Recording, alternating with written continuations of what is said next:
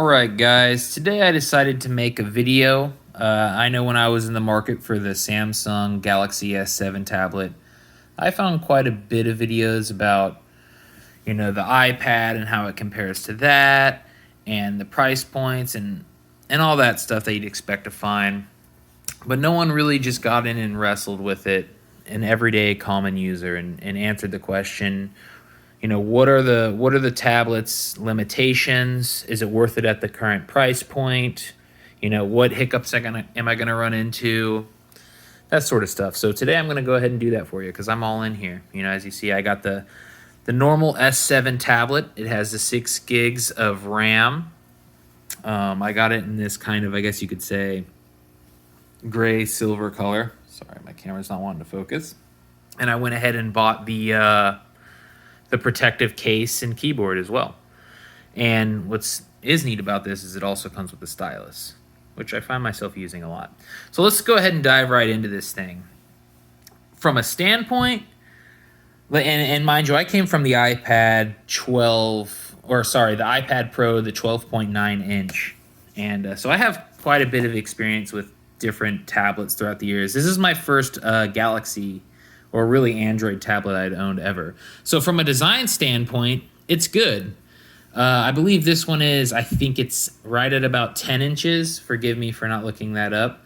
And you know what? It's ergonomical and it actually looks all right. It's the screen ratio compared to, say, like even my 12.9 iPad, it feels about the same size. It works, and it's got a cool little fingerprint sensor right here on the side, which, if you're concerned about privacy, I definitely consider useful. But on day-to-day use, honestly, it's been kind of a pain because there's nothing really about this tablet that makes it easy to discern like what's up and down. With the exception of that, you can see what you're looking at right there. That's the front-facing camera. So if you're not looking at that, there's no way to tell, like, immediately looking at the screen, is this upside down? Is this right side up? And so on and so forth. So, and, it's a good thing because it's all screen, but on day-to-day usage, it does get a little confusing if you have it out of the case. So security, good with this. Not so good if you're trying to do something quick. Let's dive into the limitations. I'm going to get straight to that. I'm going to tell you right here and now, it is not, and I repeat, it is not as good as an iPad and iOS with its app integration. Now, the reason that is because the developers, they just, there's so many different Android tablets that they have to keep up with it.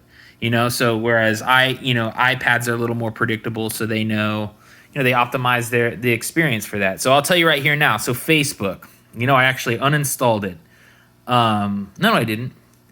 I won't get too into it, but it just doesn't look optimized. It's just not. It's not a good look. You'd kind of have to see it. Like one picture would take up like an entire thing. See, so look at the size of my screen. This one Facebook post takes up the whole screen. So it's kind of hard to describe if you're not using it, but it's not where you want to be. I'll say that. It's not good. Messenger is a similar idea. And then if you want to use it on, like, say, okay, well, I'm going to use the mobile view. I'll just use it on a browser. It's kind of the same problem. It just doesn't look good. And it also redirects me to the mobile Facebook view. So Facebook, Reddit app doesn't work good. I use this one called Boost, which is okay. I mean, it's actually a pretty good app.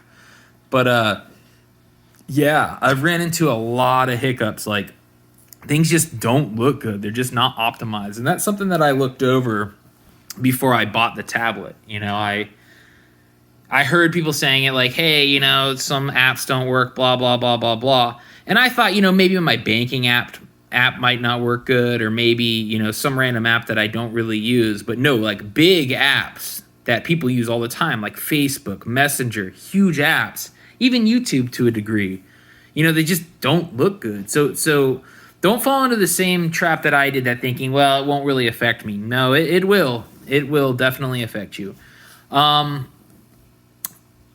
But in terms of, so let's move a little more hardware, day-to-day usage. The screen looks great. I know that this is a little bit of a downgrade from the S7 Plus, and there's a bit of a glare on it, but at the end of the day, this is a great looking screen. The refresh rate, the 120 hertz, looks fabulous. The battery life is great. Again, I have nothing bad to say about the hardware of this. It's great, it's sleek, it's pretty, it works good. In fact, I would save it to say that my only real critique of this entire tablet is indeed the applications. Let's get into the case. Is the case worth it? You know what? I would say that it is. I picked this up for, I believe, $100. It's not going to replace your laptop. If you're looking for a laptop experience, I would look elsewhere. I'm just going to tell you right here and now. Dex mode, if you're familiar, can kind of approximate that sort of thing. But it's not going to be your daily driver. Not if you're doing a heavy workload. If you want to send the email here and there, okay, sure. But it's not going to be your daily driver. It looks great. Again, ergonomically speaking, there's something that just feels good about opening this tablet. Like, I find myself using it more than it actually being convenient. I find myself using this tablet because it just feels good. You know, like it just down to the click, down to just the sleekness of it. It's just... So if you're kind of like a tech enthusiast and you just like having nice things and all that, that's the move. But let me sum this all up for you guys. And again, I know this isn't a crazy like in-depth review. This is for your common buyer that's just kind of wondering, hey, I want to spend a little less than an iPad. Is the value there? Absolutely. I mean, when you consider that the highest end Samsung is, you know, $1,000+ when you can get this whole package for well under $1,000. Especially if you're going used. I mean, yeah, it's worth it. You know, unless you're living in a vacuum. You know, $600-700, brand new. I think I got this whole package, by the way, but I'm a cheap guy and I got it on the marketplace and everything. I think all in, I probably spent about $500 for this whole thing. Yeah, I would say it's worth it. Where I would say you're going to run into trouble and avoid it if you're one of these two people. A, you want something to replace your laptop. This is not going to replace your laptop. Period. Not even Dex mode.